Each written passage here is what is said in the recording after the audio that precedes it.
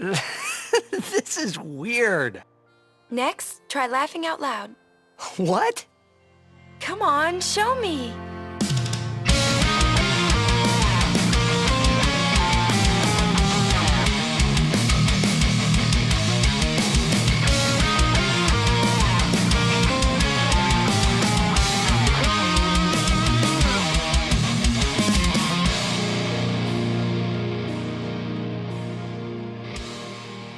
Carl, are you? I almost called you Alex. I'm looking directly at you, and I almost was like, Alex, wait. I was gonna ask you a question. Are you feeling cozy right now? I'm feeling pretty snug. Hey, Alex, you feeling cozy?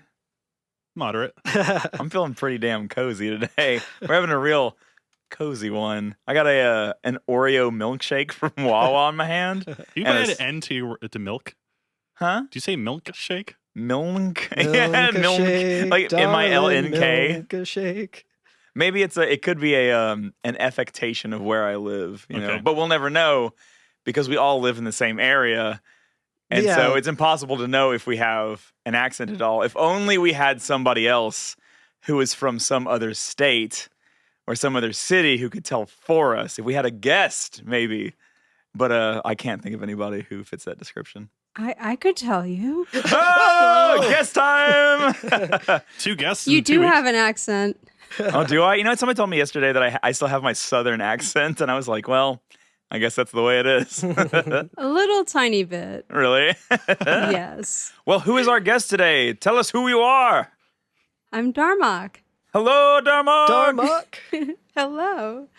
Thanks for coming on the podcast. I appreciate you. Thank you for having me. Yeah. And for our listeners who don't know, Darmock is the bassist and band leader of, if I'm not mistaken, of Steel Samurai, an amazing VGM band from the Baltimore area. Hell yeah. Thanks.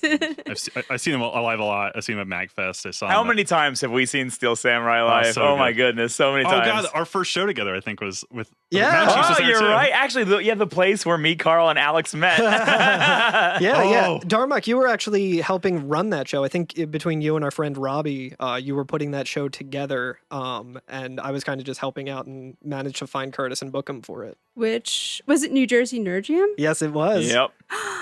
Oh my gosh. That's Many awesome moons that you ago. guys met there. Yeah. So if it wasn't for you, we wouldn't be friends and wouldn't have this podcast right now. You were actively a part of the nexus of this podcast. Oh my gosh. That's so cool. Yeah. That was a really good show. That was a lot of fun. Yeah, that was a hoot. Yeah.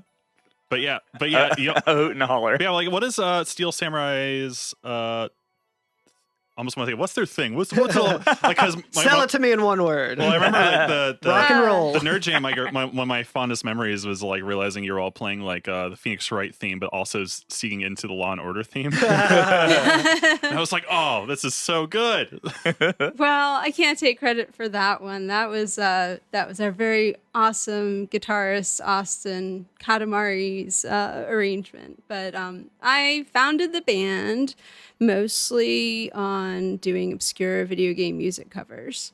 That's awesome.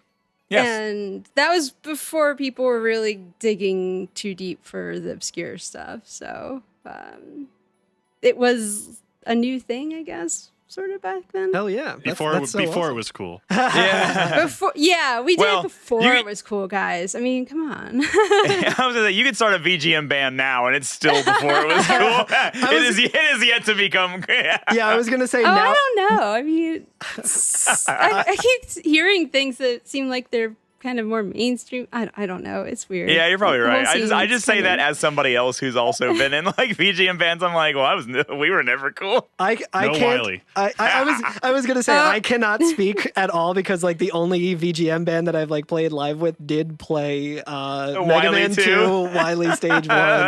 The first VGM band I was a part of did Mega Man 2 Wily 1 cover. Armadillo yeah. Tank. The thing, Hell yeah! the thing is, it's just so good though. Like I get it that it's overplayed, but It man, is- it's such It a is good tune. And now hardly anybody does it because it was so overplayed for years. Right. Yeah, it's the Stairway to Heaven of VGM. Yeah. And, Stairway to Heaven deserves, all the gravitas around it and stuff. But it's still like, oh, yeah, everyone plays that. Well, it's like, I think Yeah, at you MagFest this year, like the arrow pointing to the main stage, instead of saying main stage, it just said Wily 2 this way or something like that. Like, That's great. It's the song you don't go play at your local guitar store. exactly. You get kicked out for that one. Yeah. Yeah. But what's your experience with Final Fantasy, Darmock? Final Fantasy X was the first Final Fantasy game I played. I didn't pick it up until several years after it came out, I think. But it was still on PS2? It was still on PS2. So it still had like all the old menus and everything. But it's been quite a while since I've played it. So Well, that kind of just like getting back into it now. was cool. What a better time. What better time? There we go. Thank you for rearranging my sentence Yeah, no properly. problem. Remix. Now I'm the editor. It's cool. Yeah. So, yeah, last week we had just... Last week we did sports. We did or did not... We We did or did not beat the goers.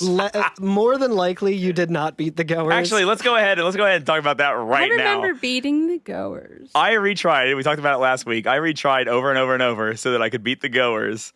How did y'all fare? Because I know y'all were talking about going back and doing it again. I think I retried it 4 times with varying degrees of bullshit with how I lost. One of them, I did the thing that Zwanzig was talking about, or Yeah. I forget who was saying it last time, but getting the Jek shot, having it like fully lined up, like guaranteed goal, like finally all of like the preparation that I did for this is paying off.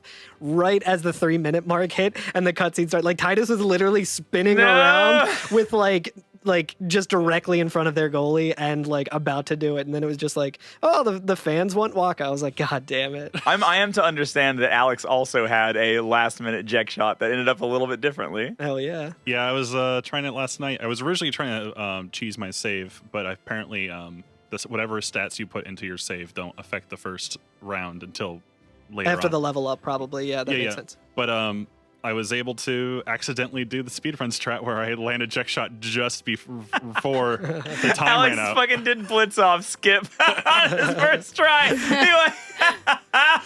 Zwanzig's in here talking about how it's really hard. I mean, it is really hard. It's like, I looked at like Alex's video of him doing it on Twitch, and I was like, holy shit, that looks tight as like the window for that is so tight. And Alex was just like, I'm just gonna play it casually, and got the blitz off skip on the first try. Damn. And I won 1-0. 1-1-0. Bixen almost got it in that same time. Dude, Like, I totally was saved on the one I won with. Like Bixen was shooting, and the game ended, and I was like, oh, thank God. But yeah, so 2 wins, 1 loss. Is that where we're at? Yeah, Okay. I did have one round that went to double overtime, and I was Oh my at 0-0, and I was God. like, please just let me do it. And it was like the same thing where it's like Belgerda, like just absolutely not letting me even pass in front of her. Dude, I'm telling you, she takes Titus out every time. Well, Titus has like no attack at this point. I was like, I messaged you guys. I was like, Titus sucks at Blitzball because all of his stats are so low. I'm like, I'm just trying to pass. Let me try and break through or just pass and stuff. And it was just like Belgerda's like, nope. He's a forward. The thing is, Titus is a forward. Like, Yeah. he's not as good at passing. Belgerda stuff. is the Dikembe Mutombo of Blitzball. She's just, just waving her finger. Darmock, do you have any experience or memories of Blitzball? I remember beating both games, but I don't know why I remember that. It seems like that's impossible. I don't even remember how to play Blitzball anymore. Nobody remembers how to play Blitzball. We're like in the middle of playing it, yeah, and we're just like, I don't know. It kind of works sometimes, yeah. Well, I think it makes sense lore-wise when we were talking about this a little bit last week that like the goers would be so hard to beat, and Yeah, like the right. stats would be so off. Like it does make sense in universe, but I think they really kind of shot themselves in the foot with making this really awesome game that's a lot of fun. Yeah. and then being like, oh, your first challenge against it is going to feel like bullshit the entire time, and it's going to make you hate this mini game. Exactly. But like Exactly. when I like went through and did it a bunch of times and got closer and closer to winning, I was like, this is actually really fun, and it would be really nice if I could actually like like utilize the strategies that the tutorial told me to use against someone who's not just going to be like, no, it just doesn't work for you. Yeah. Starting next week on the pod, we'll be able to play anytime we want. Yep. Yeah. Speaking of which, okay, so that's what happened last time. We finished the game. We either won or did not win. The crowd is either very happy that you won because you were the underdogs who came out on top, or they're kind of sad that you lost, even though their home team won. Right. So yeah, scene's over. We're allowed to save our game, and it comes back up. We're still in the sphere pool, and Waka's just like laying back, right? He's like, his team won or lost or whatever. And he's feeling pretty cozy. I think he's feeling cozy either way, whether he won or lost, because like he played his best. They won their first game ever under his guy or his tutelage. I guess not tutelage. What would you say? Under his watch. Yeah. Okay. His walk. And Titus like swims out to meet him, right? Like the game's over, everybody's cheering, and Titus swims out to meet hhim. And I like that Waka just gives him like a tired thumbs up. Yeah. He's just like, it's another one of those underwater thumbs up we've talked about before. Yeah. the reoccurring FF10 underwater thumbs up. A little extra jiggly.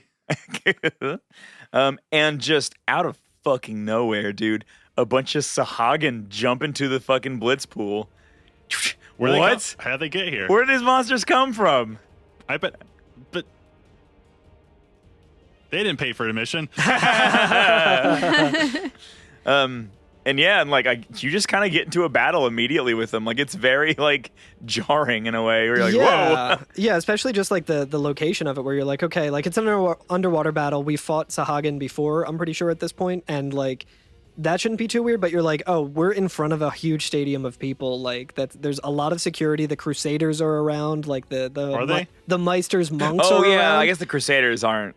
They're just waiting for their courier. I just mean they're like here, so Okay. like Yeah, I guess some of them presumably are. these like fiends came from the ocean and like somehow made it into this like Swam sphere. through the plumbing.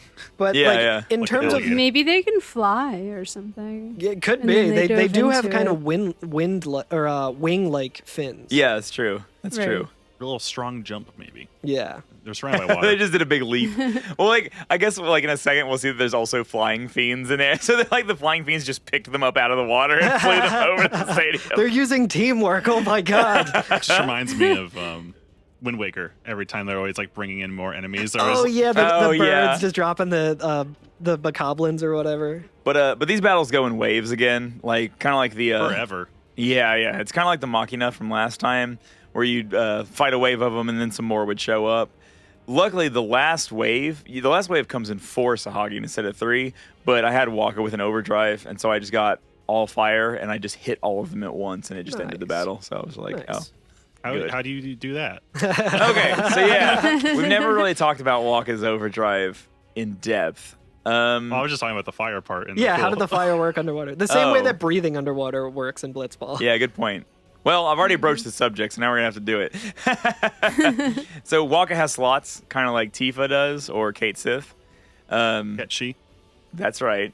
And instead of like miss or yeah, like on Tifa's, or like a whole bunch of different symbols, he just has the elements, right? The 4 elements. Is it 3 or 4? 4 in this game. Oh, yeah. right. Ice, water, fire, and thunder. And I love that band. the way it works you remember? is if you match 2 of them, it works. Like your limit break will work if you hit 2 of them. And whatever element you match 2 of, he will do an attack of that element and do a ton of damage. This limit break is so strong. But if you match all 3 of them, he does the same thing, but to every enemy at once. Nice. Nice. And like, oh man, toward like end game, this is just how I get through battles quick. I'm just like, just let Waka overdrive because he just takes care of business. I don't think it works this way, but it would be pretty cool if you got all 4 like different ones, and then it's just like non-elemental damage. It might be. That would be cool. I don't know. I have to check that out. Yeah, we'll have to test that out. Or it may just fail. I'm not sure. Anyway, But, yeah, so we take out these Sahagin with relative ease and various overdrives maybe, and they drop a lot of power spheres. Like I got 21 power spheres. I didn't get that many. Yeah, which I don't know how that works. I don't know how the I probably should have looked it up, like how the waves happen. Wait, I lied. I got 24. Oh, damn. Wow. So Yeah. I don't know. I guess maybe overkill might have something to do with it because I only got like 1 overkill. But Right. anyway, then we kind of get really cool cutscene where we see Kimari, Yuna, and Lulu kind of all just standing there. Looking cool as shit. Looking extremely cool. Yeah, Kamari's got his like lance. He's like ready to go. Oh, he's ready to fuck shit up. Oh yeah. Lulu has her cute little Moogle stuffed animal Moogle just too, like ready to go. And she just says, "What's happening?" And then we get a CGI. Oh, we get a CGI. We sure do get a fucking CGI scene. Very cinematic as well, with a lot of cool shots. Hey, y'all remember Orin? Oh yeah. How could He you didn't forget? miss our game. Orin don't miss. Yeah. Oh yeah, a big old like Gila monster comes out and Yeah. chases. So yeah, there's like everyone they're running away. There's chaos everywhere. Yeah. Oh yeah. So fiends are like, Yeah. fiends are infiltrating the stadium, and Big lizard comes crawling out. yeah, and people are running. Like you're saying, it's pandemonium, right? Yes. The Yeah. FF8 summon. That's right.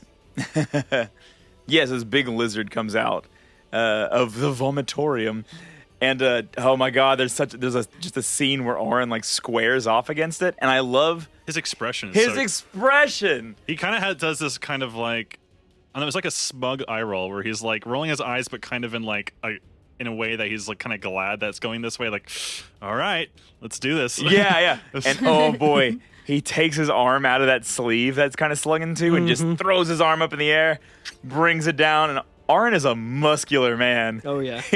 He's I'm so confused why his arm's always in that sling. Oh yeah, why is it in this sling? We don't know. Do we ever find out why I his don't arms in this think sling? so. I think it's just because it looks cool, but yeah, I thought like, oh, he doesn't have like the function of that arm, so like he's even stronger because he only has to use one. Oh, okay. But then he throws that off, and like he still Yeah. kind of holds his arm there when he's battling. But like, Yeah. I think he does have the use of it. I Maybe think- it's so strong that it's just really cumbersome to use both hands in any other context. You know, you're trying driving a car and he keeps overturning because he got two hands. I recently watched the Akira Kurosawa movie Sanjuro, and I did notice that like while the characters in that movie were lounging, they did have their arms in their robes like that. And I was Oh. like, maybe he's just a really chill dude. we were saying it was a Carpal tunnel. comfy. He gets carpal tunnel really easy. He's got carpal tunnel. He's just real cozy. But yeah, we get into a fight with this creature, and it goes down real quick.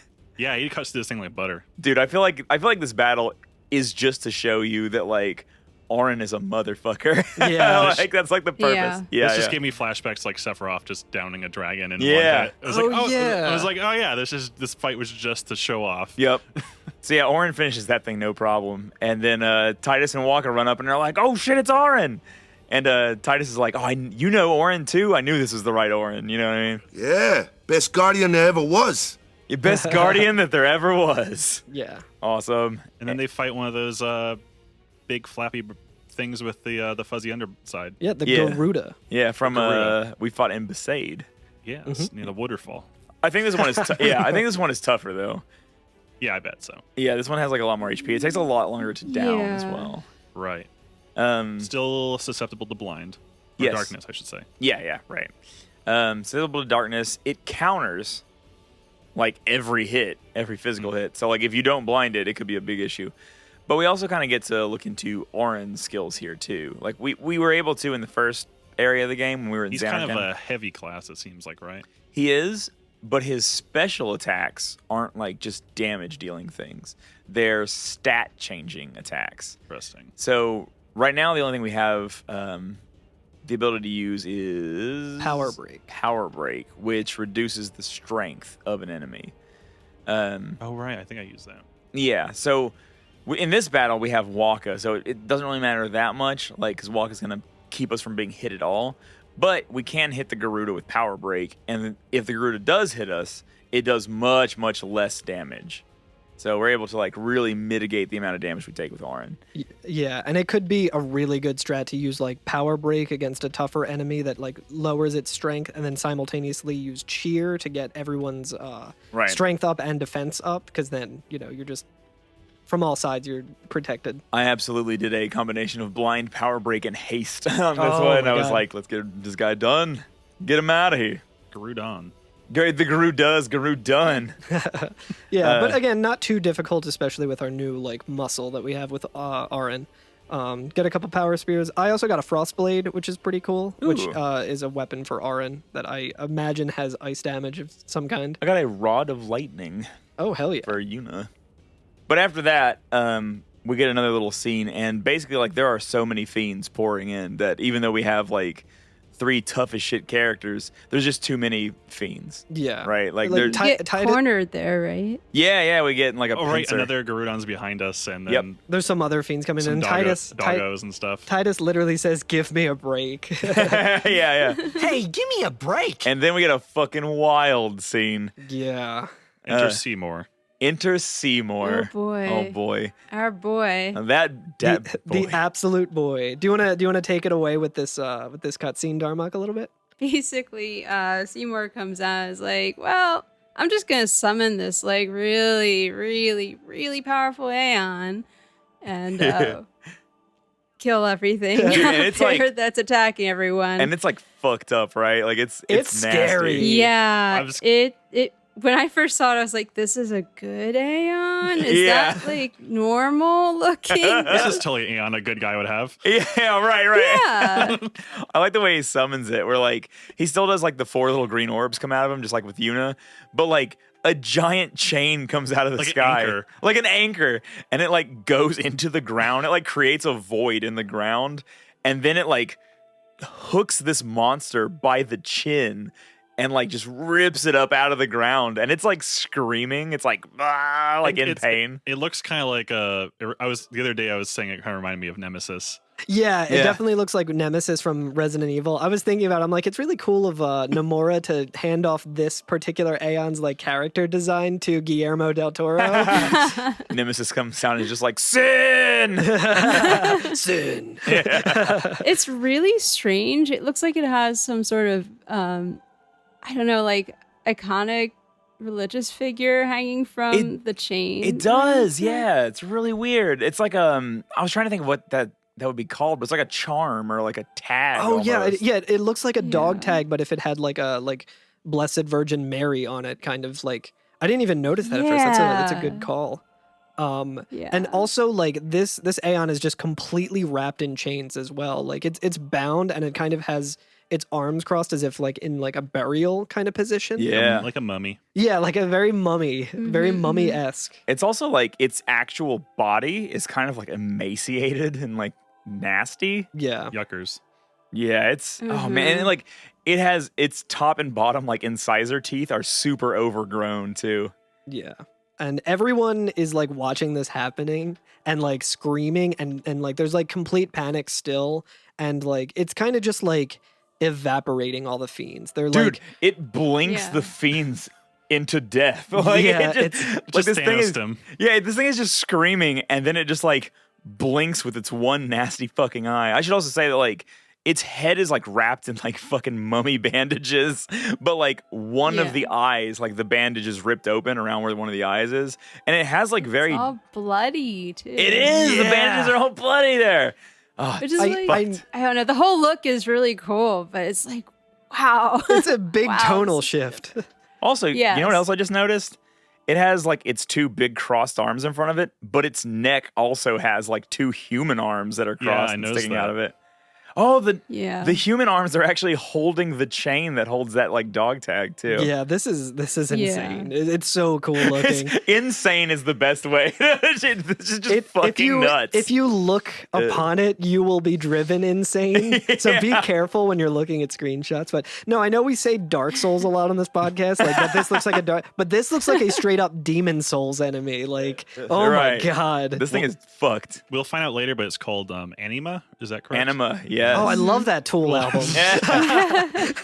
But yeah, like we were saying, its head like rocks back and forth when it blinks, and whenever it does, just the fiends just evaporate into fucking the little soul embers that came out when Yuna did the sending. We actually see yeah. that happen actually anytime Yeah. we strike down a fiend in battle. That happens. Too. Yeah, it's true. They Yeah. get poofed into little.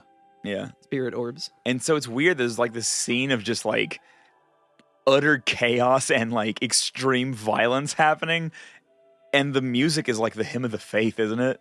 during this. It's Yeah, really chilled out. I wonder also, if it's the anima version of that Hymn of the Faith or just or another one. I don't know. I'll check it out later. I think it's also important to note that when Seymour is like summoning it, he does like the prayer of Yevon thing, which is like again just like completely like kind of like a mind fuck because you're like, okay, that's the very holy thing that everyone does, and then this unholy creature just comes out of nowhere and just starts like when I saw everyone. Or if he's doing it left-handed, it'd be really fucked up. Like, oh no, he's done it the forbidden way. But yeah, seeing everyone's reaction as well, like I don't know what they were reacting to like with such horror, if it's like the fiends that are attacking them or like the thing that is getting rid of the fiends for them. Yeah, it's nuts. I wasn't sure. I was like, is this Aeon just like killing these bystanders as well? I don't think that happens. I think it's only the fiends. But I was just like, holy shit, this got really dark. Yeah, it gets really wild. And I will say, like, I think what's interesting is like the eye that we can see of this creature is like oddly human.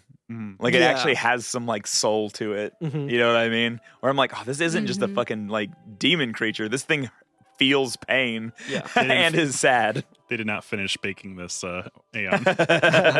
This is the thing that escaped from the pod in Final Fantasy VII. But and like the whole time, Seymour is just like looking chilled out and kind of smug with himself too. He's just like, yeah. That good. That good. And we get another save point. Yeah. Just in case, I guess. So you don't have to watch that cutscene again. Which is horrifying. Yeah, so you don't have to subject yourself to it again. I had to watch the Blitzball starting cutscene like 13 times, and it's like 7 minutes long. It is. Oh man, so that's rough. It is super rough. Oh my god. But as soon as that scene's done and we save, we're onto a much more hilarious scene. Carl, I want to know what your next scene is. Sure. It's all of the Aurochs literally doing like the dejected like Charlie Brown music from Arrested Development thing where they're like slurked down and well, depending if they've won or not. Yeah. That's what I was wondering. What all is different? Yeah, so he said Dado says, "You're really leaving, Captain? Shouldn't you heal up a bit first?" And Waka says, Yuna needs me with her now. I can't be lying around in some bed. and then they all get like dejected and stuff. Waka says, "Come on, look sharp. The Blitz season just started. Don't make those faces, yeah." And then I think he just like pats one of them on the arm and he says, "Oh no!" He hands whatever he's holding, which he hands the Blitzball. If you've lost, he's holding a Blitzball, but if you've won, he's holding a big ass trophy. It looks kind of like your sword. Yeah, so the scene is the same for us. The only difference is that Waka has this big fuck off trophy that's like 3 foot tall. Oh my and like God. made of crystal the whole time. Damn.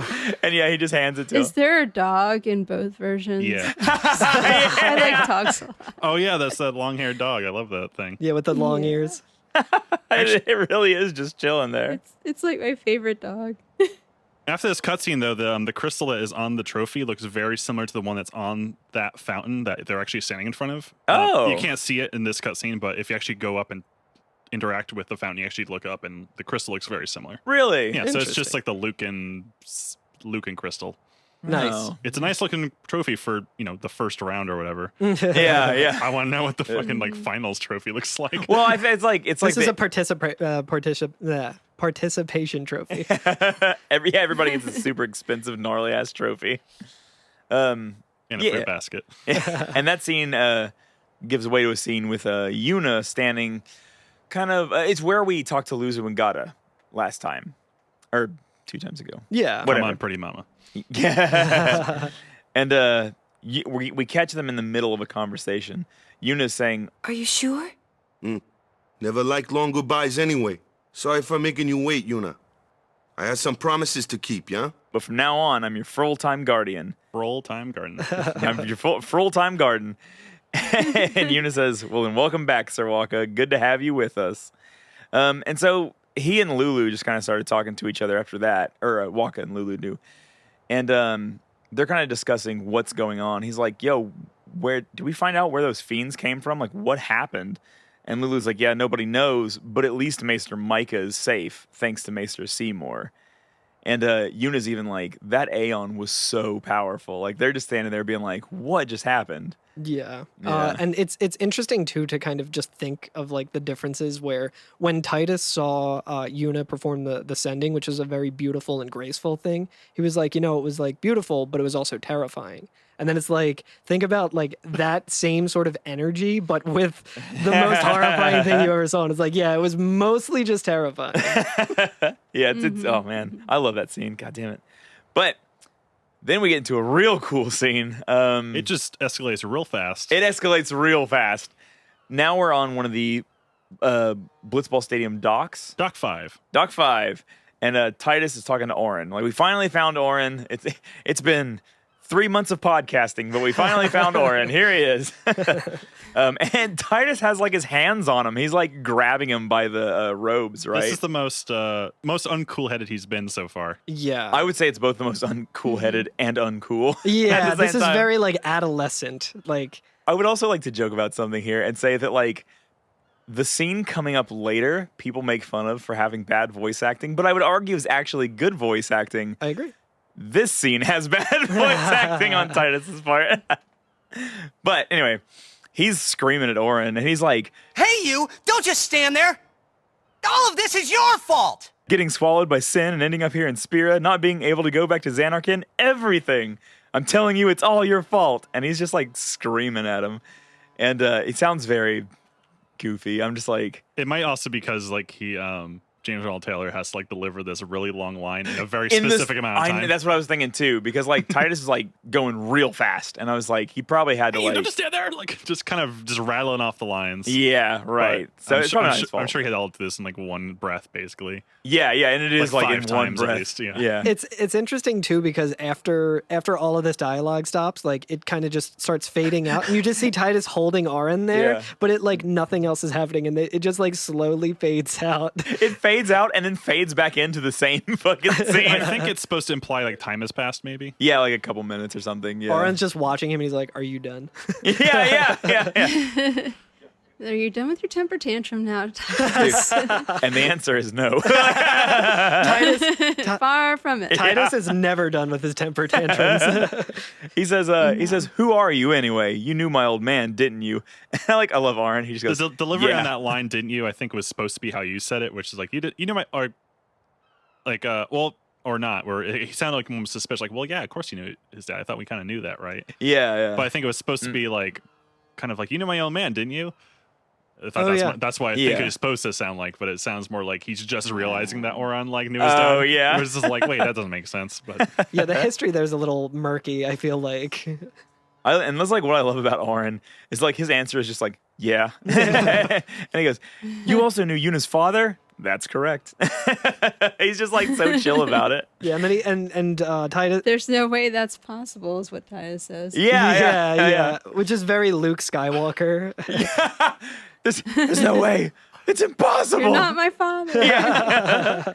We're gonna have a real scene like that in a second here. Yeah. And Oren says, "Jekt, Braska, and I together we defeated Sin 10 years ago. Then I went to Xanarkand, where I watched over you, so that one day I could bring you to Spira." yeah, so Oran's got very big Obi-Wan energy right now. Hell Yeah. Every Final Fantasy is Star Wars. You must come with me to Spira. The Luca Blitzball Stadium. You will never find. Except James Arnold Taylor is the voice of Obi-Wan, so those lyrics are confusing. Titus says, "Why does it have to be me?" And Oren just says, "Well, Jekt asked me to." Yeah. I do what I love. I love Oren so much. He's That's- so pragmatic, like to a fault, honestly. He's very like his energy is very much like he's super loyal, but he won't like. I know he's also a very tough nut to crack, but he's like, oh, he's on a mission. Yeah. And Titus says, Is he alive? and I love this answer. Oren says, "It depends on what you mean by alive." I heard that and I was like, God, that's so anime and so fucking cool. I know. It's Yeah. so fucking cool. How are any of us alive, man? He says, "He is no longer human. But then I felt something of Jekt in there in that shell. Couldn't you?" You must have felt him when you came in contact with Sin. It like flashes white and then zooms in on Titus's face. Yeah. And he's Titus like, just says, It can't be. yeah, and he's like looking away from Oren. Like he's like doesn't want to look at him, you know? Yeah. And Oren just fucking just drops it on us. The biggest fucking like lore bit that we've had so far.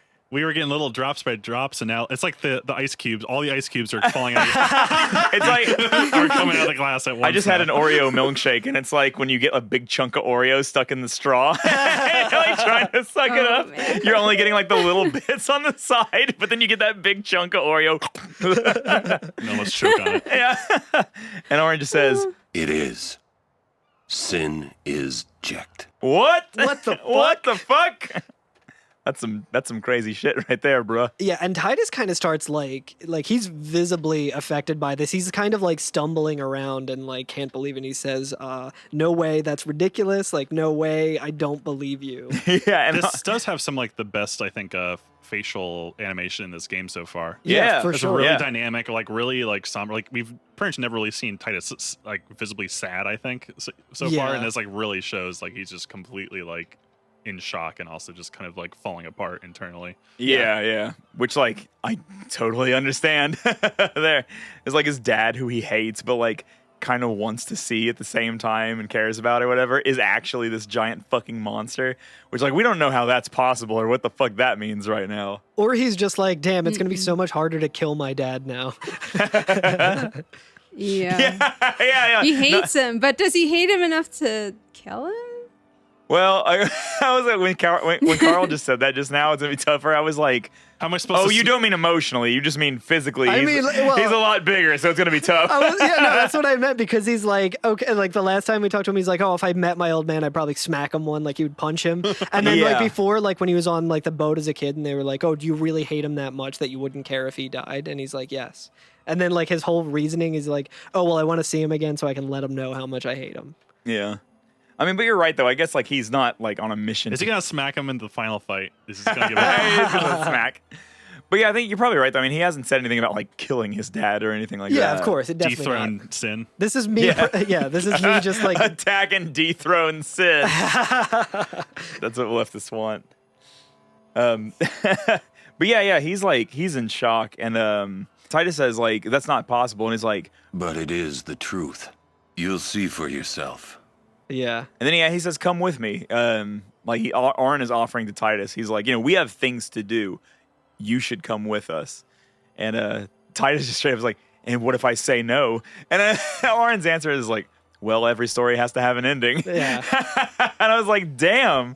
He'd just be like, "Well, you could end your story right here if you want." Yeah. Like, And Titus's reaction to that is also very toddler energy, where he says, "I don't care about your stories." And then like Arn's just like shutting him down. He's like, "I see. Sorry you feel that way. Like, fine, don't come then. It's your decision." And like Titus like flips out and he's like, "Oh, you say it's my decision, but like I don't have a choice." And he's just going like back and forth about it. And eventually I think he just concedes the point and is like, "Okay, fine, I'll yeah, go." he's like, "I have to go with you. The only way I'll ever know what's going on is if I go with you." And Oren just turns away from him and says, Irritating. I know. "Oh, it's so good." Yeah, and he dude. asks him, he's like, "Or are you afraid?" Yeah. Gonna cry? No. And then like Titus like bends over and he's like, again, he's really sad and dejected right now. Womp. And and this is another thing that I like about Oren, right? Because Oren, like we said, is a tough motherfucker. Like not just in battles, but also just speaking to him. He's a real hard ass. But like, as soon as Titus like looks like he might not be able to continue, like Oren just goes over and puts his hand on his shoulder and he's like, "Look, it's okay." Yeah. You know what I mean? Like I was like, damn. And not only that, he's also a good dude. Yeah. I think that's implying that, like, yeah, this is not just a burden that he's instilling to Titus. Like, this is a burden he's also carrying. Like, Yeah, Oren also it's- has like some duty to it's- tend to. Like, I know, dude, like this sucks, but Yeah. I made a promise, kind of thing. Like up until this point, I feel like Titus has kind of been like, "Oh, okay, well, this is like my story, and I need to figure out how to get back home, and everything that's happening around me is like I'm the central like thing that's Yeah. going on." And then now he's kind of like hitting this reality where it's like, "Oh no, this is so much bigger than just me." Right. Yeah, and he says, "Will I ever go home back to Xanarkand?" And Oren just says, "That's up to Jecht." Oh, that's so crazy. What does that mean? Yeah. What does that mean? He says, "I'm going to go offer my services to Yuna. Come." And he just tells you to come with him. Yeah. Like, oh, it's so good. I love Oren so much. This is really cool. I know. Before we leave this area, though, you can pick up a magic sphere and a power sphere behind those crates. Oh, can you? Yeah. If you look on the overhead on the map, it actually shows a very faded out little secret passageway you can go around. Oh, I got them last time. Yeah, so Okay. this is something that you could have found earlier, which I think Curtis mentioned before, but I did not get them, and I was like, ooh, secret passage. And then I saw like magic sphere and thing. And I was like, I kind of remembered Curtis saying that he got those. So. Oh, cool. Yeah.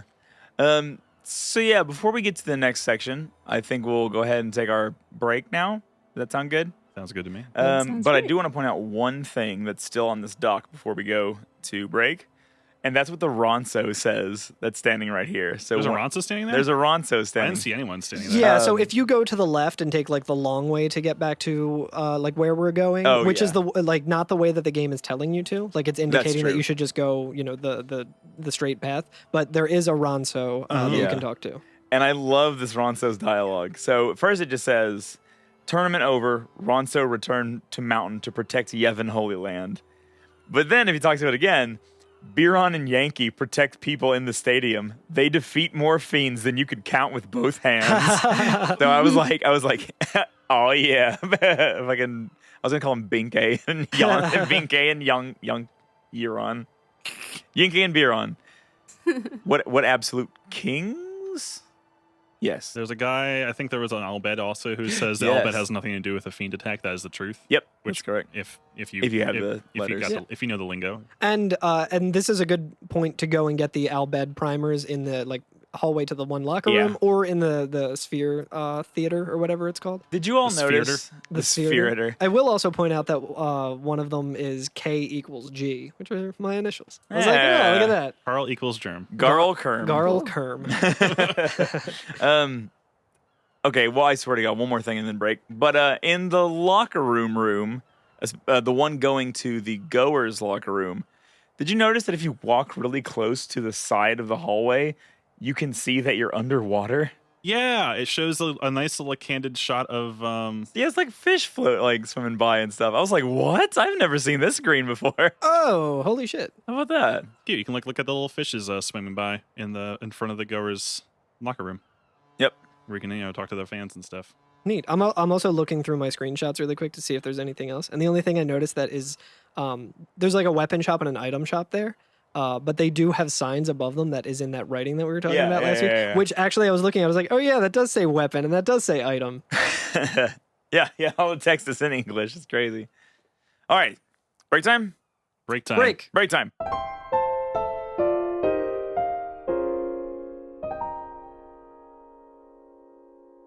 Darmock, what do you think about this new development about Sin being jacked? There's just no way. It's not possible. I'm telling you, it's not possible. You know what I really love about that scene, though? Is that, like, they drop it on us with no fanfare whatsoever. We're just having a conversation with a dude on a dock, and he's like, hey, by the way, here's the biggest plot twist thus far in the game. It's not like after, like, we're not like doing like a boss or something where we learn this.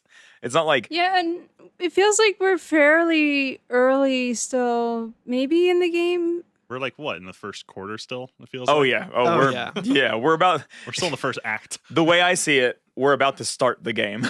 Yeah. Yeah, so I guess for storytelling, it feels really soon to just drop that Yeah. right there. Yeah, that's exactly how I feel about it too. And like, not necessarily for me, at least, not in like a bad way, just in like an interesting way where I was like, whoa, a front-loaded plot twist? Crazy. Yeah, maybe it's just like the more responsible thing instead of like going like Star Wars again, where where Luke is like, Obi-Wan, why didn't you tell me this? Like this big fucking thing that Oh, I really yeah. know about. But like instead of like Oren's like, oh, by the way, you should know this. It might change your mind on things. Yeah, right. It's probably pertinent information to you specifically. Yeah. Actually, did he say it later or does he say it now? At some point. For being so obtuse, he's at least up front. Yeah, I do think it's pretty interesting too that it's not like it's a huge twist, but it's just like so early that you're like, oh shit, like now I kind of know the stakes a little more without just being like, we spent this entire podcast season being like, okay, well, My dad could beat up your dad. just like not My dad could wipe out an entire town. I can't remember. Am I making this up in my brain? Did Oren tell Titus not to tell Yuna about Jecht? I think that might be. I think it's coming up. Okay. I think it definitely rings a bell. There was one thing that I was having trouble getting my head around. It was like, he was like, hey, you're coming with me when he was in Sandrican. And this is how we're getting to this other place is through Sin. And then he's like, by the way, in this scene that we just did, he's your dad. So he's like some weird time traveling thing or something. Like, Right. Who's like, hey, I don't recognize my son. Wait, maybe I do, kind of, sort of. And I'm talking to Oren. And like, okay, now here's this info. Yeah, I guess we were talking to Jecht when we were like in that, when like that first scene when we were like zucked up into I said zucked. Zucked up into Sin in the first scene. And I hate the fact now that we keep saying that Sin gives us the suck, but now I'm gonna have to start saying your dad gives you the suck. Yeah, it has a very like Oedipus kind of complex going on. I don't like that now. Yeah. I just want to say that when I was the yoink, not that many years ago, I learned that. Oh, man, I don't know how much of this I should say. No, it's fine. I'll say it. Whatever. It's cool. So I learned that on occasion, rarely, my own father would enjoy a little bit of the wacky tobacco every now and again. Right? Didn't do it in the house. Your own father. I was like, my dad has done marijuana. Like recently, and that was like the biggest revelation to me, and I could not believe it, and it shook my entire world apart. Is human? I know. And so, like, I don't know. Somebody came up and was like, "Your dad is literally this fucking kaiju that's destroying the world." I'd be like, well, "That's much worse." You're like, shit. Just found out about Jecht being Sin. That shit sucks, man. Is your phone still near your? No. Okay, just making sure I heard some crackly. I'm not sure what that was from. I'm checking everything. Checking everything. Check yourself before you eject yourself. So yeah, on the way out. So basically, like we're going with Oren now. We're gonna be going to look for Yuna so that Oren can offer her his services as a guardian. On the way out, I talked to everybody pretty much. And the big talk of the town is how did the fiends get in there? Yeah. And like a lot of different people are discussing this, like who could have let them in? I didn't see them come in. Like, wouldn't we have seen something? Like, wouldn't somebody have had to drop them off? Just Sahagin in a trench coat. Yeah, One for the big game, please. It's like three Sahagins standing on top of each other. Are you sure you're old enough to see this movie? The guy who looks like the Pain from Metal Gear, he has like the best text about this, where he says when he saw the fiends, he thought it was the halftime show. And so he was just like, oh, this rules. And he's like, it wasn't until I actually saw them attacking people that I was like, oh wait, hold on, the circus has escaped. Which I just love that idea. This guy's watching the Blitzball tournament, and then he's just like a bunch of Sahagin jump into the pool and start fighting with the fucking Aurochs, and he's just like, yo, they're going all out this year. They're going all out this year. They had Beyonce last year. This year they have actual fucking bloodthirsty monsters. What's next? Yo, since the stadiums are pretty empty right now, they should totally just do like full-on Coliseums. Yeah, just like for the Super Bowl, just like halftime, they just like they just let lions into the Super Bowl. But you keep all the football players on the field too. You just have to team up and fight them. Dio just buys the Lincoln Financial Field and turns it into the Battle Square. Oh boy, sports. There is a nice little thing that I saw where there's just two like Lucans talking about what's going on, and they say, "I'm glad the Goers won, but I don't feel like celebrating." And I was like, "Oh, that's a nice thing of them being like, oh, I'm glad they won, but like I kind of wanted to see the Aurochs win." And then they immediately just say, "Yeah, those fiends ruined the whole Blitz experience." And I was like, "Oh man." I like it in the bar. There's a couple people like arguing about different things, like whether or not the Aurochs should have won or lost, I suppose. And oh yeah, if like, you go to the cafe, there's a whole lot of like rumors about what was behind the fiend attack. Yeah. I like the second guy's thing that he says too, where he's like, "No, the Crusaders were kicked out last year, so they probably released the fiends. They're trying to sabotage the tournament." Yeah. Yeah, like it's some kind of like payback and everything. Like and we'll learn more about that here in a second too. I like that there's that like That like small kind of impish NPC that's like running around. Yeah. Beak guy. Yeah, that we've talked about a couple times. He said, "Fiend attack. So what? Big deal. Everyone will soon forget about it and occupy themselves with Blitzball." That's society. Yeah, but like, other than just some like cool dialogue, there's really not too much going on. I do like this as well. Someone sitting by the fountain just says, "The authorities have no idea. They can only assume they just popped out of nowhere. We've tried nothing and we're all out of ideas." Oh, it's worth noting if you go to the Luca Cafe, they're still playing a rerun of the Aurochs versus Goers game. Yeah, that's on the spheres around the docks as well. That's cool. I didn't notice that. That's awesome. It's cool. Or also, they just probably didn't have another video ready. I like but that. It would be really boring if it was just an empty field because, like, well, it got canceled because of fiends. I watched it for a while. Fish out the old dead Sahagins out of the pool. I watched it for a while too to see if it was like somehow like captured footage of like the gameplay that you did. Or, Yeah, like, something right. And then I was like, oh no, this is just like reused animations. Like It's just from the Waka cutscene, I think. Yeah. What else did I see? I There like. are 2 cats in the market square God bless. and 1 dog. Also, God bless. I like that there's a real comrade around here who's sitting on one of the kiosks who says, "We're going to be closed for a while. The manager was badly bit by a fiend, but that serves him right for leaving me here while he went to enjoy the game." Big mood. Big mood. It's the guillotine or the fiends. You get one or the other. Although after that, if you talk to him again, he goes, "Although I would have gladly been attacked by fiends just to see the game live." Crazy for the game. Crazy for the game. Mad about jazz. Is the Guado teenage girl says, "It's Maester Seymour that protected Maester Micah, right? And now it's my brother that's guarding Maester Seymour." Yeah. My brother said he'd do absolutely anything for Maester Seymour. Yeah. So he's like next in line. I don't know if he's next in line. He might just be a guard or something. Oh yeah, it says he's technically a sorcerer. Or summoner? Does that mean he has his own guardians? Maybe. Yeah, Seymour probably has his own guardians, I would imagine. Yeah, how about that?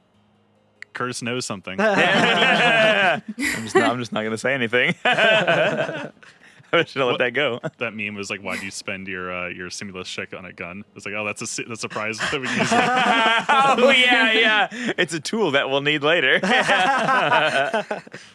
But yeah, so we go up the stairs toward the exit of Luca, and like we talked about, kind of how Luca works, like looks like it's a dock, right? That's kind of like it's a dock. It's on the side of the land, you know. And what's kind of neat is that like it connects to the land. It connects to the land, but the land is all like cliff sides, so you kind of have to walk down these big set of stairs to actually get into Luca proper. Mm-hmm. So I really kind of like that. You have to like walk up and out of Luca to get up to like the cliffside where the actual land is. This is kind of like the entrance plaza, like at Disneyland or something like that. It Yeah, reminds me. But instead you're going down. Yeah. Oh wait, I'm just realizing I don't think we brought this up, but there was a very interesting NPC dialogue here that says, "Is it true that Maester Seymour isn't a normal Guido?" Who said that? It's just a random NPC. Weird. Just a little more sprinkling of lore going on. I do like your pronunciation keeps changing. I bet. Guido. Guido. Guano. Guado. He's a Todarian. He's a Todarian. Mind tricks don't work on him. But yeah, so like where we talked to Luzu and Gata earlier. There's a cutscene happening. Yeah, Lulu, Waka, and Yuna are still there, and Lulu said, and they're talking about Titus, right? Lulu says, "Sir Auron knows him. Apparently, you were right. He did meet somebody that he knew." And I guess she's saying that to Waka because Waka was like, it's fine. We'll just take him to Luca, and he'll probably know somebody there. It's fine. We'll just drop him off and like leave without him. Yeah. And then like they kind of have questions about it. You know, Yuna says, "Do you think he'll find a way back to Xanarkand?" Waka says, maybe he'll stay here. In any case, I'll miss having him around. And Yuna like wants to go see him and say bye. She's like, he's still in town. I think we should go see him and say bye or whatever. And doesn't need to because here comes Auron and Titus. Titus is looking real fucking hilarious. He's just kind of like looking like he's just kicking the dirt. He's literally doing the Arrested Development walk. Like where he's seriously, like it's so goofy. Super heavy-headed and just bumbling around, just like, I can't believe I'm coming along. He's literally doing the thing that little kids do when they want you to know that they're angry. Yeah. And like no one's saying like, "Oh, what's the matter?" or something because they're like, "No, I don't feel like dealing with this kid's shit right now." Yeah. He's like literally doing that. And Auron's walking in front of him like a parent. Yeah.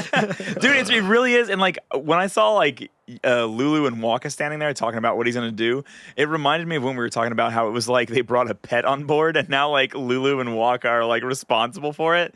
They're just like, fostering it, yeah. Yeah, and I was like, now he has like his uncle came in, Oren, like Uncle Oren. It's like Titus is everybody's child that they have to like take care of. Titus is that Kanye tweet where he's like, great, I'm on an airplane and I got a water bottle and now I'm like responsible for this water bottle. And I like, dude, Oren comes up and he's just like Yuna and straight up tells her, he goes, I wish to become your guardian. Do you accept?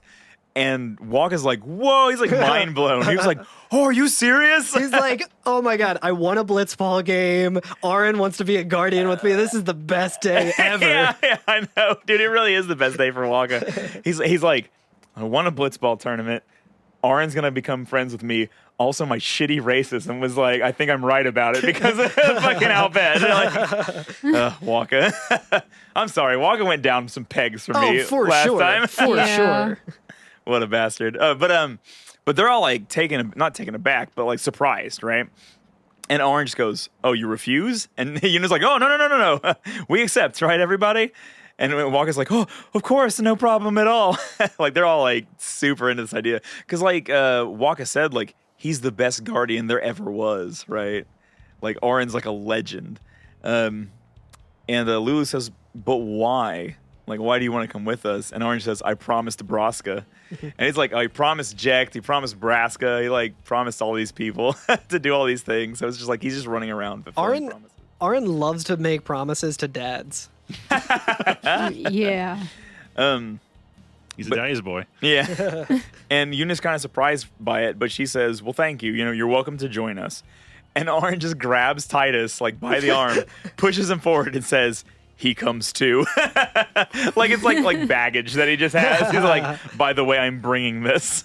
Yeah, and Titus is very like awkwardly. He's like, hey guys, howdy. Howdy, yeah. And he literally says, this one I promised Jecht. Yeah, and Yuna asks if Jecht is alive. And yeah. Oren doesn't say the same thing. He's not as straightforward this time. He just says, Can't say. Haven't seen him in 10 years. Yuna says, oh, I see. And he says, you'll meet eventually. And Yuna says, Yuna says, I'm looking forward to it. Yeah. Wah, wah. And then he just immediately asks Lulu, what's our itinerary? Yeah, where are we headed? He's so fucking on point. I love Oren so much. He's such a good character. I can't believe I forgot him at the end of the last season. Yeah, and then the screen just kind of fades out to black, and that's it. And that's it. That's all that happens. Yep. That's it. That's it. See you next week, folks. No, there's one more scene. Yeah, Yuna says, "Hey, come with me," and then we can control Titus again. We can go and talk to other people, but clearly, which I did. Clearly, we Yes. we have to talk to Yuna. I tried going up the stairs too, just Can't to do like it. skip. Yeah, there's just an invisible wall. You just run in place. I asked, remember Oren says, remember you're suffering from Sin's toxin, don't say otherwise. Yeah. And then, which is, then if I go talk to Waka, he says, where did you meet Sir Oren anyway? And you have the option to respond, Yeah, I'm not telling, or Xanarkand. What'd you all say? I said Xanarkand. I also said Xanarkand. God damn it, so did I. I knew this would happen. And if you say I'm not telling, you just, never mind. Oh, really? But if you say Xanarkand, he's just like, Sin's toxin sure is taking time wearing off. Yep. Which is weird because, like, a few episodes ago, they were kind of like humoring him and like asking him about Xanarkand and stuff. Yeah, right. Yeah, or at least Yuna was. Yeah. All right. I guess here we go, huh? How are you doing, Darmock? Getting ready for this scene. this interesting scene. Yep. I thought it was real heartwarming in retrospect. I watched it for the first time in full context last night. Yeah, so we're coming up on the scene that I feel like everybody makes fun of all the time. And This is the sand. It's I hate sand. yeah. Except that I hate sand is actually more creepy in context than if it. Because he's trying to like make a segue. Like, well, it's not like things are soft and supple and it's like gross, dude. But yeah. But this is more like, this is actually really touching because This scene is actually a lot better than people give it credit. Like it deserves a lot more credit, I think. Yeah. But this is one of the few things I knew about FF10. I don't know anything else that happens in this game. So this is my knowledge of FF10 ends here. Yeah. Oh yeah, Yuna's like, hey, watch, and she does the whistle. God the damn thing it. You that- know what? I meant to practice the whistle before I came in today, and I forgot. I can't do it. I can whistle a different way, but not with my fingers. Yeah. My mouth. Like gosh. So, Yeah, we're all trying to do it here. We can't do it. By the end of this season, we'll all be We'll get it. pros. Well, yeah. Anytime we need a podcast, I'll come running. But yeah, sorry, go ahead. Yeah, it's cool. And Tyus is like, hey, you got pretty good. He's kind of like a little bit, He's a little mopey. tiny bit encouraging, but just really, very dejected Yeah. and stuff. And Yuna picks up on immediately. And she's like, you sound sad.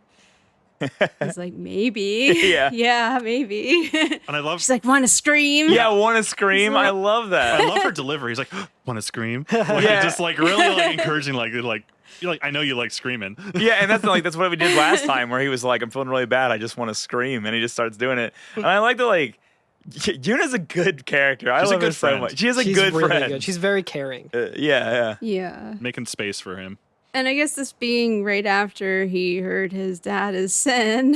He's Right. like, I don't really think that's going to help this time. Yeah. So she's like, just still like pushing him. She's like, you know what? He's like, what? It's embarrassing to say this myself, but summoners and their guardians are kind of like Spira's ray of light. A lot of people in Spirit depend on us. I learned to practice smiling when I'm feeling sad, I know it's hard. Oh, that's yeah. He said, yeah, I understand. It's kind of like learning to be a diplomat, I guess. Yeah. You gotta Yes. look good for the. Yeah. I mean, it's kind of a continuation of like what Lulu said during the sending. You gotta be kind of like no tears. No more No tears, tears, yeah. yeah. Where, Johnson, no more tears. where it's just you look good for the peasants.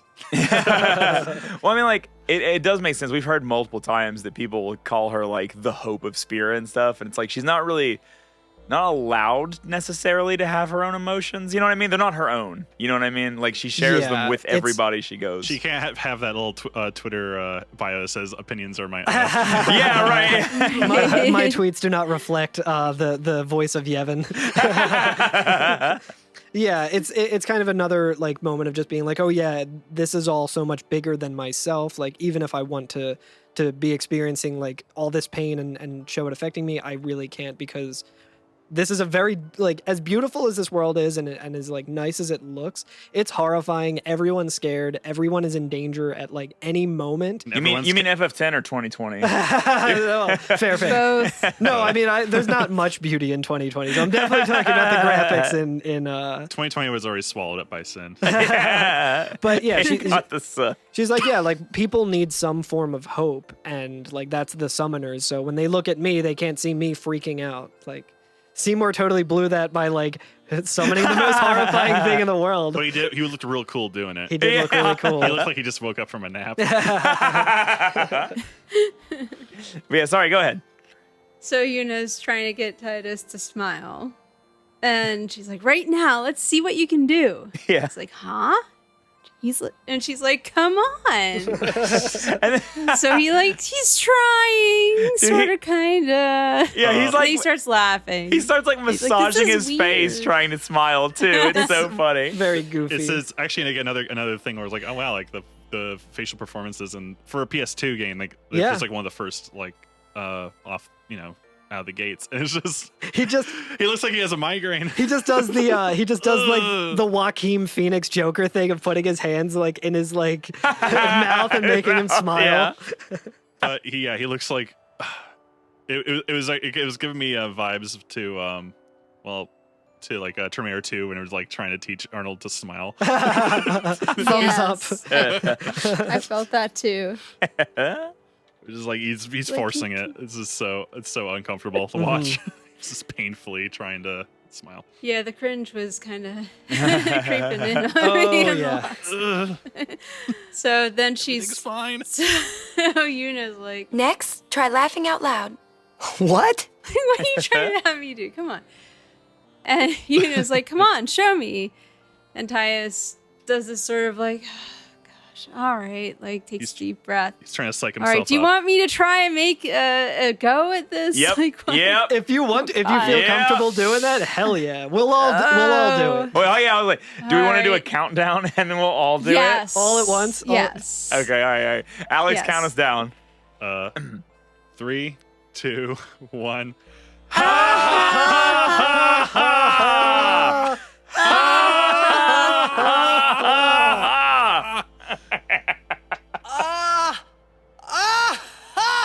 Yeah, there's like one little ha in there where he kind of sounds like he's in pain.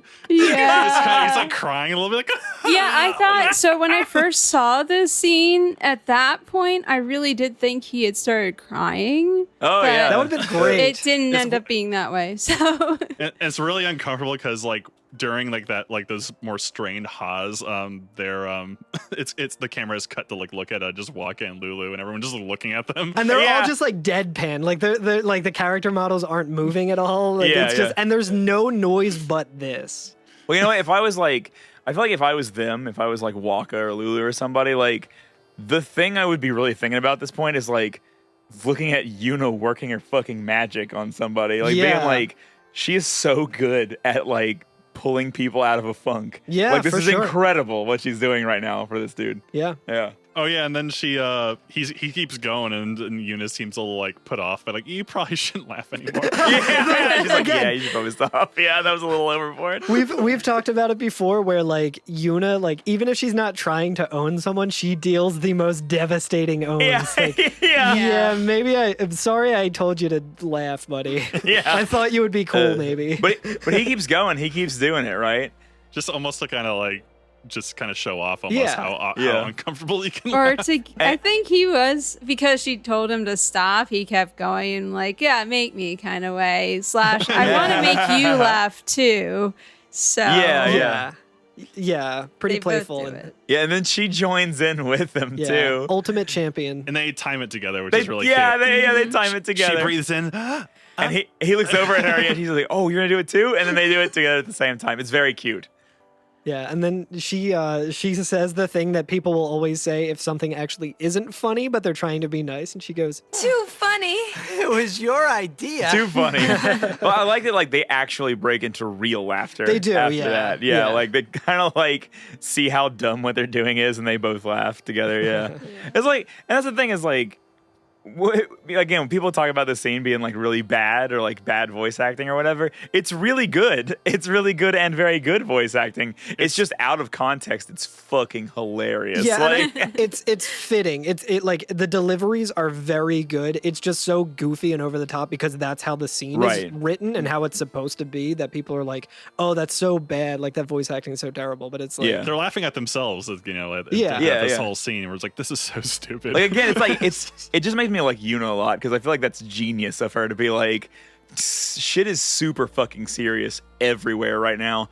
We're just gonna be real goofy. Yeah. And that's how we're gonna like get the levity to go through with this. Yeah, anyone who says that this is like bad or whatever, like you find out that your dad is Cthulhu and then try it, and then you can talk. This actually reminds me of I was explaining to you, like you, the listener, may have heard me refer to being sleepy as Sneepy. Yeah. Yeah. Right. That actually came from like an old like a post I saw where like ways to kind of cheer yourself up, and one of them was to say Sneep Snoop over and over again until you feel better. Sneep Snoop Sneep. And eventually you'll just like start giggling like, oh, yeah, I do feel a little better now. Nice. It's the same thing. We need a lot more Sneep Snoop in 2020. For Yeah. sure. Yeah. Did anybody try to find this particular laughing stuff in another language? Like, how did other voice actors? I think it's comparable. I wonder. I think I've seen the Japanese voice acting of Let me it. pull it up but- real quick. All right, it's getting charged up.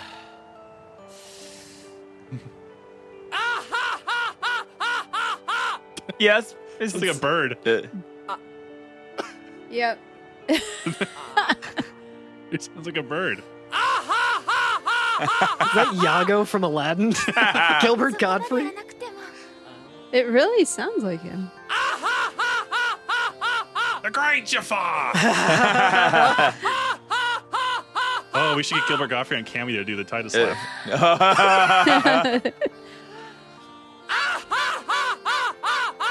Now they really sound like birds. Yeah. It's just like crows in the morning. Yeah. The English real laughter is better. Yeah. Titus sounds a lot younger. He does sound like a real child in this one, though. Yeah. That's so silly. That's great. Okay, yeah, English is better. I'd also like to say that I really like the music playing in the background during this scene. I did want to talk about that as well, because this episode in particular, I've noticed that the music definitely has like old like Nobuo Uematsu vibes. Like this song in particular sounds like two Final Fantasy VIII songs like mashed together, like two really good songs from Final Fantasy. Yeah. It's like kind of like Fisherman's Horizon a little bit, and I forget the other one that I was thinking of, but it's really nice. It is really nice. It's a nice theme, yeah. Because like the scene earlier, we had some like really cold synths playing over like this really emotional scene. It's like very airy. It kind of almost sounds almost like a Blade Runner song or something like that. Yeah. And then this is like a very like wholesome. It's melody driven. It's good. It's a good song. It's got heart to it. Yeah. Classic Uematsu. Oh It'd be funny if it was one of the other composers who actually did this track, but like this is one that I hear and I'm just like, this sounds like Nobuo. Oh yeah. But yeah, after this, Yuna says, I want my journey to be full of laughter. And she says, if we should get separated, just whistle. I'll come running, I promise. Yeah. Which is what he told her. Yeah, oh, cute. That's really good. I love it's it. like Tifa's promise. I love a good promise in a Final Fantasy game. Dun, dun, dun. And then they turn around and see everybody looking at them. And Titus is like, What are you looking at? What are you looking at? And Waka says, we were just worried you guys might have gone crazy. And Yuna says, sorry. Well then, all right. We will go to the temple at Jose. And Guardians, don't forget to smile. So does I do that like her mean she's accepted him as a guardian? Yeah, actually, like, I think in the last scene, before we talk to Yuna, it actually does. Lulu does actually say, "You're a real guardian now, so no mistakes." Yeah. Oh, that's right. Yeah. So Orin and Titus is a package deal. You get the best. You get the best and worst. Oh, dude, I love that we have Orin now. That's so good. Yeah. He's like on the team. Oh, Orin! I guess we'll do Orin's mechanics next time. Yeah. So at this point, like the scene immediately goes into the next part, right? Like we don't have to walk up the stairs. Yeah, he does a real Rocky run up the steps. He does a real Rocky run, yeah, and he gets to the top of the steps and Instead does of a big holding his stretch. arms up, he does the stretch instead of. Yeah. Can we get the sound font for Final Fantasy X? Because I definitely want to arrange just like Eye of the Tiger, or the Rocky theme. Just like do it. for this. That would be so good. It's probably like an old workstation because they didn't use sound fonts in the that's the newer true. games. Yeah, but it's probably out there. I'll just sequence my microKORG to like have the exact sounds. So the game lets us have control in this area, but before we even talk about this area at all, I want to talk about what happens if you go back into Luca and then talk to everybody again. Oh shit, I totally missed this. Yeah, so I went back into Luca and was like, well, let's see if anything changes, because sometimes there's like triggers in the game that will only happen after you pass certain points. And nothing happens necessarily, but a lot of the dialogue of the NPCs changes. And so, like, the thing that everybody was talking about before we left Fiends attacking. is Fiends attacking. How do the Fiends get in? Yeah. And as soon as you go back in, everybody's talking about the Crusaders. And a lot of people are like, don't trust the Crusaders. Like, no matter what you do, don't fall in with them. And, like, a little girl is like, I don't like the Crusaders. They're heretics. Yevon kicked them out for a reason. And, like, this town does not like the Crusaders. That's so cool. So when we learned about them not being security for the Blitzball tournament anymore, like, I feel like this colors it a little bit more, where you're like, oh, it's not just that they got some citizens to be security. They don't like the Crusaders anymore. Yeah. Like, the Crusaders aren't just excommunicated. They're, like, excommunicated and, like... Shunned. Yeah. Somebody says, like, Albed, Crusaders, who cares? They both use Machina. They're both terrible. Whoa. And I was like, oh my god. Then, like, the only Crusaders we know are Luzu and Gata, who are, like, the nicest people. They're total sweethearts. Total sweethearts. They're, like, real good people. Let them back in. Yeah, let them back in. Come on. If you're cold, they're cold. Let them in. But I thought that was really interesting, that's now the talk of the town, is, like, yo, I heard the Crusaders are going to try to do something. Some people are like, oh, yeah, they said they're going to do something to beat Sin, but Sin's just going to wipe them off the map. But you know what? That's probably for the best. So mean. Yeah, it's real dark. Anybody outside of I call it the Yevon system, their life is just completely devalued at that point. It sounds like that's kind of where it's getting to. Yeah, they're canceled. Yeah, because like we already know that people like don't like the Al Bhed because they're not under that umbrella, and like for really no other reason. But them and their apparatuses, their gizmos, yeah, their right. smartphones. But I learned that like apparently the Crusaders are in that same boat with them. So I thought that was really interesting. Literal boat. Yeah, not a literal boat. We've seen our last boat for a while. I'm happy about that. I'm guessing Yuna just practiced her whistling in there. Yeah. She's like, well, I've killed all these. I'll bet. I guess I can practice my whistling. Oh, apparently on Dock 3, you can go talk to the goers. Whoa. Oh, really? Yeah, I found some. Depending on whether or not you won or lost. So let's go with whether they lost. This Albus says another tournament, another victory, but no parade thanks to those fiends. Weird. Yeah. But and then Bixen said, we local goers will always be on top. Crawl your way up if you think you can. But what do they say if you do the canonically correct thing, Carl? Yeah, so Abus says, we thought you'd be a pushover. You Orcs have sure improved. Oh, what? Nice. Abus, all right. I hate Abus so much because he was such a thorn in my side when I was trying that match again, but... Bixen says, our biggest mistake was going too easy on you, Aurochs. We won't hold back next time. Yeah, all right. It's like, okay, dude, you absolutely were not holding back. I played this match 7 times. I know you're not holding back. Rowdy, is that his name? Rowdy, says, we're just laying you the trophy until next year's tournament.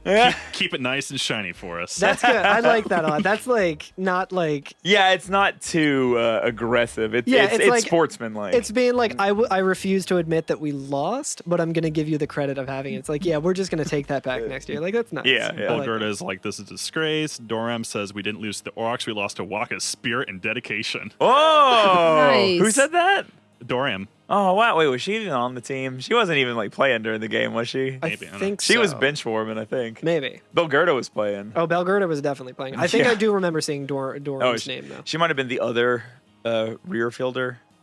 I never went up the back, like the top of the... She actually is pretty nice, even if you lost. She'll say, it's a great game, so you're not just a pretty boy after all. I wonder what would happen if you, like, just did nothing and lost like 12-0, and they're like, Well, great game. Like, I did learn that if you get scored on in the first half and then scored twice in the second half, a whole different thing plays. So there's just a ton of ways that game can play that does out. make sense because, like, when I did it, they were like, "Oh, the fans are calling for some action or something," and That's what they said for me too, because I was Yeah. just sitting there. yeah, But yeah. if Just waiting water. but if you get scored on and then scored twice, I keep they're seeing you like, saying "This squirt." is the most insane comeback I've ever seen. Like, I cannot Yeah. believe the Orcs are doing this." yeah, Yeah, so that's crazy. that's really cool. That scene. Haha, guys. Haha. Haha. Ha ha ha ha. But There's a character coming up that actually was the voice of Dexter coming up. Really? Oh, awesome. She is one of the other Crusaders on the Chocobos. Spoiler. really? Yeah, she was the voice, at least seasons 3 onward. The Square was like, "Yo, first voice acted game. We're going all in. Yeah. Get Dexter in here. I Get me Tommy Pickles ASAP." That's right. Yeah, you're right. Tara Strong is Riku, and Yeah. there's a lot of good heavy hitters. Oh, I had no idea. Speaking of which, let's talk about next episode. Okay. Darmock, is there anything else you want to talk about before we send you on your way or send us on our way? It was Christine Cavanaugh. Yeah, she did Dexter's Lab and Sonic the Hedgehog. Yep. And a Wow. whole lot of other stuff. A whole lot Wow. of other stuff. Yeah. Unfortunately, she's not with us anymore. So she was probably the first Dexter. Okay, so not season 3 then. Season 3 onward was Candy Milo, What's the name of the Final Fantasy character that she is? Lucille, Lucille. Okay. and Donna. Oh, and Donna. Yeah. In she's- Donna's lab. Wait a second. We haven't gone that far yet. No, we haven't. I was just like, I just wanted to mention it. Bartello, get out of my lab. Oh my god, that'd be perfect. But yeah, so no, I don't think there was anything else. Sorry. Well, I was gonna say because we kind of talked about what happens when you walk up the stairs, so I was just gonna complete that thought. Just so we can handhold our listeners to the next place to save. Yeah. We're at the top of these stairs. Yeah. Titus does a little stretch because he's always tired. So we are on the Mihin High Road, baby. Oh, we've heard the name Mihin. When Crusaders were talking about their whole... That's true. We're on Mihin High Road. You can go ahead and cue the Mastodon song right here. High Road. And Which sounds a lot like Red Wing that we found out. But yeah. FF4. Yeah.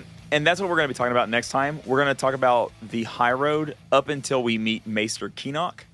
And there will be a save point there.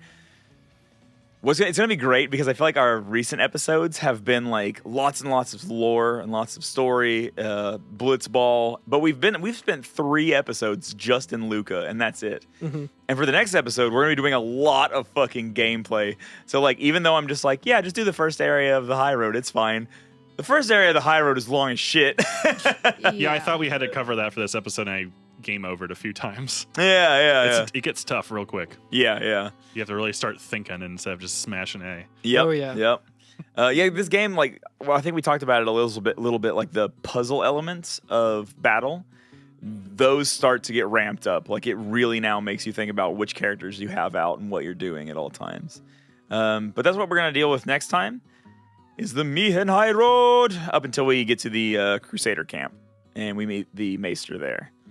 And I think that is it for what I got to talk about. How about that haha scene? How about it? It's good stuff. It was horrific. Yeah. You know what's crazy is like we didn't really go anywhere on this episode. Like we just walked from one end of Luca to the other, and that's it. All locations we've been before. Yeah, but like Titus has become a guardian. Sin is jacked. What the fuck? Auron has joined the party. Seymour can summon Lucifer himself from the bowels of hell. Which I will say, once again, because not all maybe, but like many of the Aeons have like actually known genders. Mm-hmm. That is a she as well. Oh. And Ima, which we will learn why that is eventually. Yeah. Mm-hmm. We also learned that Auron, there was speculation up until now about like, oh, what's going on with Auron? Is it the same Auron that, is it the same Jack? And it's like, yeah, no, all of this shit is... He has a mustache. Exactly. Yeah. It's like, like explicitly like connected now. Yeah. So I really like all the stuff that happened in this episode. I feel like it built a lot of intrigue, and it kind of laid the groundwork for I think the emotional themes of the rest of the game in the laughing scene of like, everything is fucking terrible. Sometimes you just have to grin and bear it. You know what I mean? Yeah. Like, I feel like that's like one of the main themes of this game. Don't forget to smile. Don't forget to smile, yeah, because fucking a world is awful. So, I really like all the stuff that happened in this. Yeah. I guess also apply that Auron can just kind of go to and fro Spira anytime he wants, because it implied he went, well, or not anytime he wants, but he at least he's been able to traverse. He went to Xanark. He went to Spira and then went back to Xanarkand to watch Titus. Yeah. And then went back to Spira to meet up with him again after shooting him up in there. Yeah, which implies that it's not a one-way trip. Yeah. Yeah. What do you think, Darmock? I think I know too much. Well, we'll definitely have to have you on another episode as well. Carl, you haven't beat this game, right? No, I think this is around the like stopping point that I hit when I first played this. Oh like, boy, I'm so excited for the both of you. Don't stop. Don't get stuck on Mihin High Road. It'd be a very short season if we got stuck. I'm contractually obligated to continue, so no worries there. And there was, I think I've mentioned this before on the show, but like, there's no reason why I stopped playing. I think I was just working too much, like when I was in high school and had too much going on, and I like put it down. I was like, oh, I'll come back to this in like next week. Good to know that was only high school, and now you're not working too much, right? Yeah, exactly. But like it's the kind of thing where like I always wanted to get back to it and actually get through it and play it, but I never did. And now it's like after every single episode, like for as much as we like goof on this game and stuff, after every single episode, I'm like, I need to know more. I'm so excited to play more. Like I can't wait to actually like get into this game. Dude, I think the meat and potatoes of this game starts now. I'm so excited. Like the real FF10 starts here. You know what I mean? Yeah. I'm excited. That's awesome. Ah! Sorry, Curse is doing a strimch. A strimch? That's what you do for a cat. A strimch. A strimch. I like that. Thank you so much for coming on, Darmock. Yeah. Thank you for having me. This is fun. This is fun. Yeah. I mean, this is gonna be a long ass season. So if you ever feel like coming back, talking about It is. other stuff, I'm sure there's always a seat warm for you. Yep. Oh, thank you. There's always room for another Guardian. Oh, yeah. Oh, thanks. And then you and Curtis can talk about things that Carl and I don't talk about. Yeah. Yeah, that'd be Curtis. Don't know about. Yeah. Wink. That thing that you said in the DMs that I read, because I read later that Alex was on there and you all were sending DMs to each other. Somebody actually messaged me today about that boss battle of the character that you mentioned. Really? And they were like, one of my friends said that you were the expert on this. How the fuck do I win this battle? And I was like, well, first of all, I'm certainly not the expert on it. You must pray to Yevon to win this battle. Well, very specifically for that battle, you should not pray to Yevon. Yeah. Don't do that. I was like, you know what? Here's the thing. That fight sucks. I was like, it's hard. But there is a spell in it called Mega Death, and that kind of rules. Yes. Yes. Yeah. I'm just like, oh, Absolutely rules. yeah. Yeah. Well, thank you so much. I appreciate it. Yeah. Let's do it again sometime. Yeah, where can we find you online? Well, most of my projects are just the one project right now, which is Steel Samurai. Occasionally I'll submit entries to a really cool thing called Dwelling of Duels. Yeah. Hell yeah. Ooh. I don't do them by myself too often because I don't know how to mix audio yet. But That's okay. Me neither. I can kind of barely arrange stuff. But yeah, I guess steelsamurai.bandcamp.com is where most of the stuff I'm part of ends up. Hell yeah. Yeah, definitely go and check that out. It's great. If you ever have like the privilege of getting to see Steel Samurai live, absolutely do yourself a favor and go see them because they're incredible. Yep. They're so much fun. There's a reason that they get booked everywhere. Yeah. They'll to some degree they will be playing a MagFest soon when MagFest happens again. So you definitely need to check them I out. hope we can do that stuff again. Me too. Yeah, me It's too. been too long. If anyone at home is listening to this the day that this uploads or comes out, I think Bandcamp is waiving all fees on Friday. So if you want to support Steel Samurai, they have a new the newest album looks like is called Objection. Is that correct? Yeah, that was our newest one, and that came out in 2019, January 2019. We have a couple of singles up here and there too. Cool. We're also like on YouTube and stuff. And Yeah, I think it looks like you have a Final Fantasy Mystic Quest song on there. yeah, we do. We did. That was our big music video that we released this year. Oh shit. Yeah. That's also the best Final Fantasy for chanting while at a MagFest concert. Final Fantasy Mystic Quest. Mystic Quest. Final Fantasy Mystic Quest. Fantasy Mystic Quest. We'll definitely have to share that video. Thanks. But check the description for a link to their Bandcamp. It's all really good. Just Venmo Darmock all the proceeds that you're going to send to Bandcamp directly if they don't waive the fees. Don't do that. But yeah, anything else you want to? I don't know. I just want to hear more of this podcast and see what Hey. you think of the next sections. Also, Zaku is awesome. Aw. Oh, hell yeah. Well, thank you so much. My band Zaku I've talked about with a new album out has only played twice, and once of them was a show that you throw for us. Yeah, that was like right before COVID made everything shut down. Yep. You guys were awesome, amazing. I really hope you get booked for MagFest as well, whenever that's safe to Yeah. happen again. I hope so. We'll see. I hope MagFest happens again. Yeah. Yeah, definitely. Maybe it'll be Well- like Magstock or something next summer or something like that. Yeah. Mag Labs. Dip Just Fest. remember, always smile. Yeah. All right, Alex, would you like to offer our services to Yuna? All right. So, theme music, as always, is by Neither Round. They're amazing. Again, go check them out. Other music, in the game is by Nobuo Uematsu, Junya Nakano, and Masashi Hamauzu. Leave us a review on iTunes. I'm hoping y'all left us a voicemail of your best laughs at 530 Materia. And we are every FNFF on Twitter, Instagram, Twitch, and Discord. Yes. Curtis, you're wearing a really lovely t-shirt. Where do you get that? I'm wearing a Vinyl Fantasy t-shirt that I bought off of our TeePublic. Has the B emoji. It has the B emoji. The letter B, not the not the bumblebee. We should do a second run of those with the bumblebee emoji. You can find those. Go to TeePublic, look for every FNFF, and there's a lot of different designs we have on there. Some that we made, some by our friend and designer Maiko. Also, I've been streaming on my Twirl and Curtis account. There's a link on there, so if you're ever watching my stream, just scroll down. You can click right to the shirt. But yeah, they feel really good. I actually wore it today so that everybody could see like the print quality and like the ink quality, and like the ink is like in the shirt. I think it's pretty nice. It's like there's no ink on it at all. Yeah, like no printing at all. Yeah, no printing at all. Because I almost like sometimes I expect like shirts that you get designed online to be like looks like there's crusty. Does that make sense? Yeah, it looks like there's a dried snot instead of ink on it. Yeah, but this is actually I have a like shirt like that. Yeah, this is actually like in the shirt. I like it a lot. So. Yeah, and you can also buy it like I did with a ringer shirt. Nice. Yeah. Or a face mask.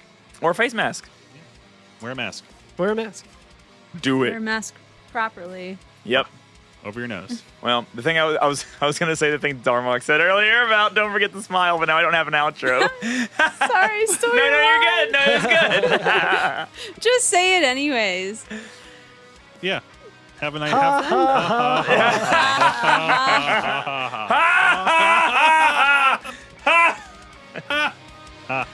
Too funny.